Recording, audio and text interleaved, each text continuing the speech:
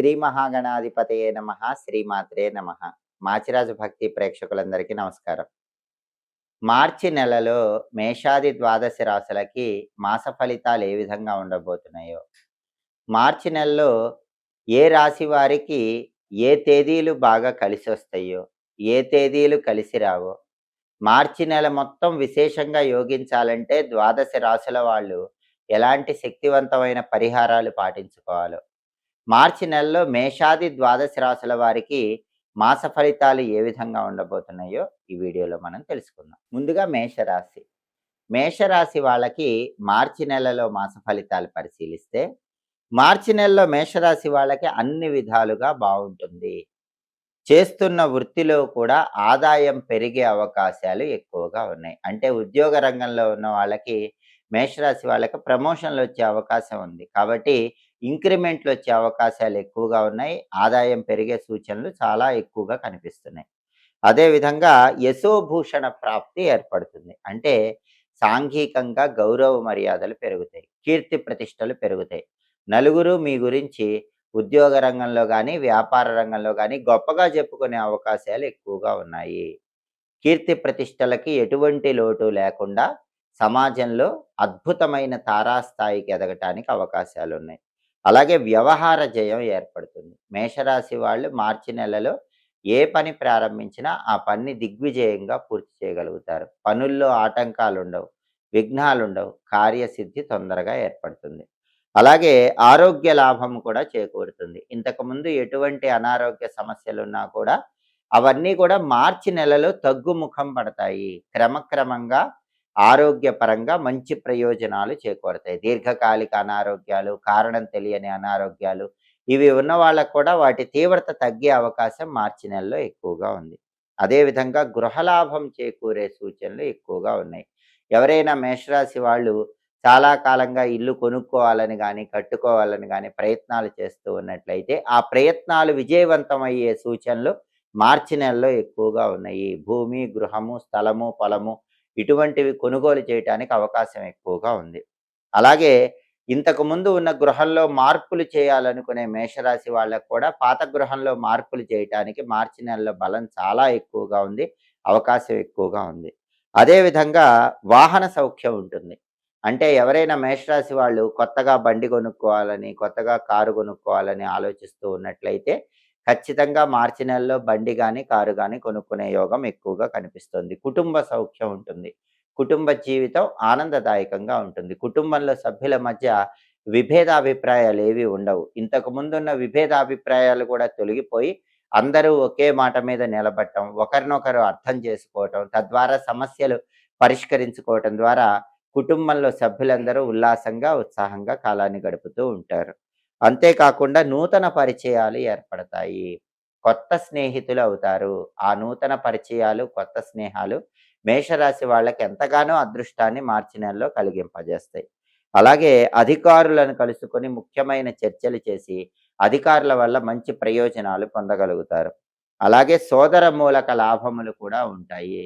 మీకు ఎవరైనా సోదరులు ఉంటే మేషరాశి వాళ్ళకి, వాళ్ళతో ఉన్న విభేదాలన్నీ కూడా సమసిపోతాయి. వాళ్ళ వల్ల ప్రయోజనాలు చేకూరి వాళ్ళ సహాయ సహకారాల వల్ల ఆస్తులు కొనుగోలు చేసే యోగం కూడా ఎక్కువగా ఉంటుంది. అలాగే మీ పిల్లలు కూడా పరీక్షలు బాగా రాస్తారు. సంతానపరంగా ఉన్న సమస్యలన్నీ తొలగిపోతాయి. సంతానం మంచి ర్యాంకులు తెచ్చుకోవటం వల్ల మానసికంగా మేషరాశి వాళ్ళు ఆనందాన్ని పొందుతూ ఉంటారు.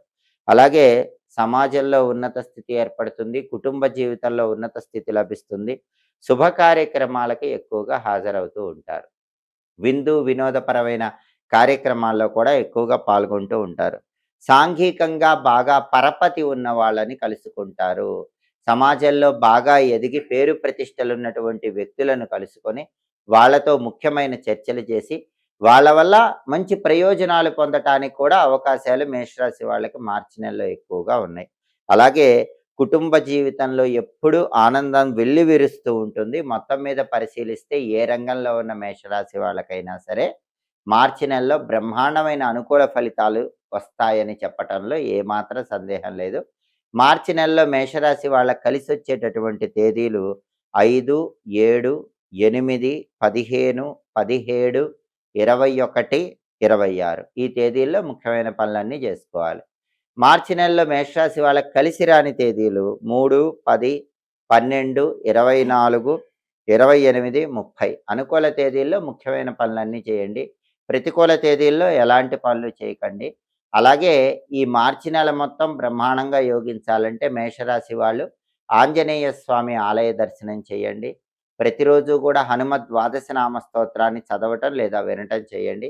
ప్రతిరోజు కూడా శ్రీ రామదూతాయ హనుమతే నమః, హం హనుమతే నమః ఈ 2 మంత్రాలు వీలైనన్ని సార్లు చదువుకుంటే ఇంకా బ్రహ్మాండమైనటువంటి శుభ ఫలితాలు మార్చి నెలలో అందిపుచ్చుకోవటానికి ఆస్కారం ఎంతగానో ఉంది. పరాభవ నామ సంవత్సరంలో ద్వాదశ రాశుల వాళ్ళు అదృష్టం బాగా కలిసి రావాలంటే ప్రధానంగా సంవత్సరం అంతా ఆర్థిక పరంగా, ఆరోగ్యపరంగా, కుటుంబ పరంగా బాగుండాలంటే రాహువు, కేతువు, గురువు, శని ఈ 4 గ్రహాలను ప్రసన్నం చేసుకోవాలి. అలా ప్రసన్నం చేసుకుంటే రాబోయే పరాభవ నామ సంవత్సరం మొత్తం కూడా ఆర్థిక పరంగా, ఆరోగ్యపరంగా, కుటుంబ పరంగా మంచి ప్రయోజనాలను అందిపుచ్చుకోవచ్చు. ఈ 4 గ్రహాలను ప్రసన్నం చేసుకోవాలంటే కొన్ని ప్రత్యేకమైన దానాలు ఇచ్చుకుంటే మంచిది. ఉగాది రోజు ఆ దానాలు ఇచ్చుకోవటం లేదా ఉగాది నుంచి ప్రారంభించి చైత్ర పౌర్ణిమలోపు ఎప్పుడైనా సరే ఆ దానాలు ఇచ్చుకున్నా కూడా సంవత్సరం అంతా కూడా అనుకూల ఫలితాలు వస్తాయి. ఆ దానాలు ఏంటంటే 1.25 కేజీ శనగలు, అలాగే 1.25 కేజీ నల్ల నువ్వులు, 1.25 కేజీ మినుములు, 1.25 కేజీ ఉలవలు. వీటిని ఒక్కసారి దానం ఇచ్చుకుంటే గనక గురువు, శని, రాహువు, కేతువు ఈ 4 గ్రహాలను ప్రసన్నం చేసుకొని పరాభవ నామ సంవత్సరంలో అనుకూల ఫలితాలు పొందవచ్చు. అలాగే వీటిని నానబెట్టి ఆవుకు తినిపించినా కూడా ఈ 4 గ్రహాలు యోగిస్తాయి. అలాగే జ్యోతిష శాస్త్ర పరంగా ప్రతి గ్రహానికి అధిష్టాన దైవాలు ఉంటారు. ఆ అధిష్టాన దైవాలను పూజించినట్లయితే ఆ గ్రహాల అనుగ్రహం తొందరగా కలుగుతుంది. అందువల్ల పరాభవ నామ సంవత్సరం అంటే ఉగాది నుంచి సంవత్సరం మొత్తం యోగించాలంటే గురువుకు అధిష్టాన దైవం శివుడు కాబట్టి ఉగాది రోజు అందరూ కొబ్బరి నీళ్లతో శివాభిషేకం చేసుకోండి. దేవాలయంలో కానీ ఇంట్లో కానీ ఉగాది రోజు కొబ్బరి నీళ్లతో శివాభిషేకం చేసుకుంటే సంవత్సరం అంతా కూడా శివుడి సంపూర్ణమైన అనుగ్రహం కలుగుతుంది. అలాగే శనికి అధిష్టాన దైవాలు ఆంజనేయ స్వామి, వెంకటేశ్వర స్వామి, పరమేశ్వరుడు. ఉగాది రోజు ఆంజనేయ స్వామి ఆలయానికి వెళ్ళి తమలపాకుల దండ ఆంజనేయ స్వామికి సమర్పించండి. శ్రీరామ అని తమలపాకుల మీద రాసి ఆ తమలపాకుల దండ ఆంజనేయ స్వామి విగ్రహం మెళ్ళలో వేయటం లేదా తమలపాకులతో ఆంజనేయ స్వామికి పూజ చేయించుకోవటం, ఆంజనేయ స్వామికి సింధూరం సమర్పించడం ద్వారా సంవత్సరం మొత్తం శని పీడల నుంచి బయటపడవచ్చు. అలాగే ఉగాది రోజు దుర్గాదేవి ఆలయ దర్శనం చేసుకుంటే కూడా చాలా మంచిది. పరాభవ నామ సంవత్సరం ఉగాది రోజు దుర్గాదేవిని దర్శించుకుంటే సంవత్సరం మొత్తం రాహు యోగిస్తారు. రాహు యోగిస్తే విదేశీయాన ప్రయత్నాలు అనుకూలిస్తాయి. అలాగే రాహు యోగించడం వల్ల అనారోగ్య సమస్యలు తగ్గిపోతాయి. దుర్గాదేవికి ఉగాది రోజు కుంకుమార్చన చేయించుకొని ఆ కుంకుమ బొట్టు ధారణ చేయటం ద్వారా సంవత్సరం మొత్తం రాహు బలాన్ని పెంపొందింపజేసుకోవచ్చు. అలాగే కేతువుకు అధిష్టాన దైవం గణపతి కాబట్టి ఉగాది రోజు గణపతి ఆలయానికి వెళ్ళి గణపతికి గరికపోచలు కలిపిన జలాలతో అభిషేకం చేయించుకోవటం లేదా గరికపోచలు ఎర్రటి పుష్పాలతో గణపతికి అర్చన చేయించుకోవటం ద్వారా సంవత్సరం మొత్తం కూడా కేతు బలం పెరుగుతుంది. దానివల్ల ఆకస్మిక సమస్యలు ఉండవు, విఘ్నాలు ఉండవు, తలపెట్టిన పనులు దిగ్విజయంగా పూర్తి చేసుకోవచ్చు. కాబట్టి పరాభవ నామ సంవత్సర ఉగాది నుంచి సంవత్సరం పాటు మొత్తం ద్వాదశ రాశుల వారికి అదృష్టం కలిసి రావాలంటే 4 గ్రహాలను ఉగాది రోజు ఏకకాలంలో ప్రసన్నం చేసుకోండి. ఉగాది రోజు వీలు కాకపోతే ఉగాది నుంచి చైత్ర పౌర్ణమి లోపు ఎప్పుడైనా చేసుకోండి. అలా చేసుకోవాలంటే ఈ 4 గ్రహాలకు సంబంధించిన దానాలు ఇవ్వటం లేదా వాటిని నానబెట్టి ఆవుకు పెట్టడం చేయాలి. అధిష్టాన దైవాలను ప్రసన్నం చేసుకోవాలి. గురువును ప్రసన్నం చేసుకోవడం ద్వారా ధనలాభం చేకూరుతుంది. అందుకే ఎవరైతే ఉగాది రోజు శివుడికి కొబ్బరి నీళ్లతో అభిషేకం చేసుకుంటారో వాళ్ళకి రావలసిన మొండి బాకీలు తొందరగా వసూలవుతాయి. బ్యాంక్ బ్యాలెన్స్ పెంచుకోవచ్చు. అలాగే ఉగాది రోజు శివస్తోత్రము దారిద్ర్య దహన శివస్తోత్రం వింటే కూడా గురుబలం పెరుగుతుంది, ధనలాభం చేకూరుతుంది. అలాగే ఉగాది రోజు హనుమద్ ద్వాదశ నామ స్తోత్రాన్ని చదివినా విన్నా గోచార శని దోషాలన్నీ పోతాయి. ఏలినాటి శని, అష్టమ శని, అర్ధాష్టమ శని, కంటక శని, సప్తమ శని దోషాలన్నీ పోయి సంవత్సరం అంతా శని యోగించాలంటే హనుమద్ ద్వాదశ నామ స్తోత్రాన్ని చదవటం కానీ వినటం కానీ చెయ్యండి. అలాగే దుర్గా కవచం కానీ దుర్గా అష్టోత్తరం కానీ ఉగాది రోజు చదివినా విన్నా సంపూర్ణంగా దుర్గాదేవి అనుగ్రహం కలిగి దీర్ఘకాలిక అనారోగ్య సమస్యలు తొలగింపజేసుకొని విదేశాల్లో స్థిరత్వం ఏర్పడుతుంది. విదేశాల్లో విశేషమైన ధనలాభాన్ని సిద్ధింపజేసుకోవచ్చు. సంవత్సరం మొత్తం వ్యక్తుల వల్ల మోసపోకుండా అనుకూల ప్రయోజనాలు సిద్ధింపజేసుకోవచ్చు. అలాగే సంకటనాశక గణేష స్తోత్రం గాని, గణేష పంజర స్తోత్రం గాని ఎవరైనా సరే కట్ కట్ కట్ అలాగే సంకటనాశక గణేష స్తోత్రాన్ని ఉగాది రోజు ఎవరైనా పఠించినట్లయితే సంవత్సరం మొత్తం కేతుబలం పెరుగుతుంది.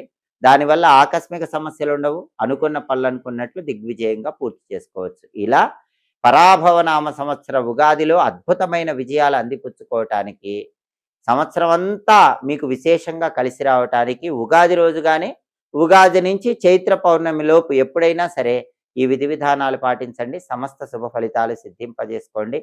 ఎప్పటికప్పుడు దినఫలాలు, మాస ఫలాలు, సంవత్సర ఫలితాలు, గ్రహాల సంచారంలో మార్పు వల్ల వచ్చే ఫలితాలు వీటన్నిటిని తెలుసుకోవాలనుకుంటున్నారా? అయితే మా మాచిరాజు భక్తి ఛానల్ తప్పకుండా చూడండి.